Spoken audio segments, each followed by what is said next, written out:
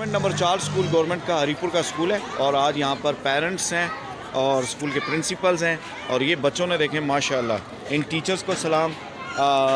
सारे government number 4 school के हरीपुर इन सारे टीचर्स को सलाम, इनके बच्चों को TIP स्कूल भी है और ये बच्चों के सारे देखें बच्चों ने क्या क्या बनाया, आप बताते जाएं ज़रा।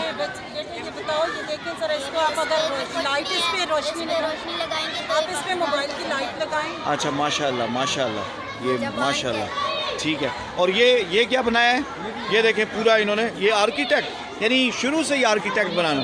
और ये देखें इन्होंने पुल बनाया है बच्चों ने, लाइट जलाए ना, वो जला रहा है लाइट। ये देखें माशाल्लाह,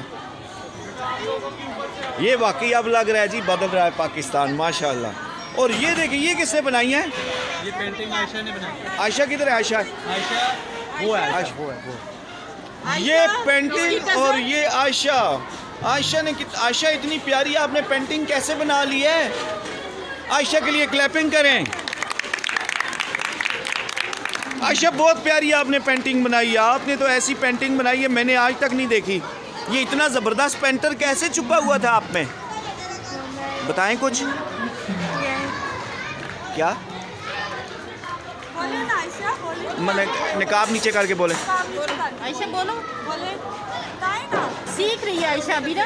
माशाल्लाह आयशा के लिए बहुत ज़्यादा ताड़ियाँ जी। और ये और माशाल्लाह ये बच्चों के इनाम, वाह।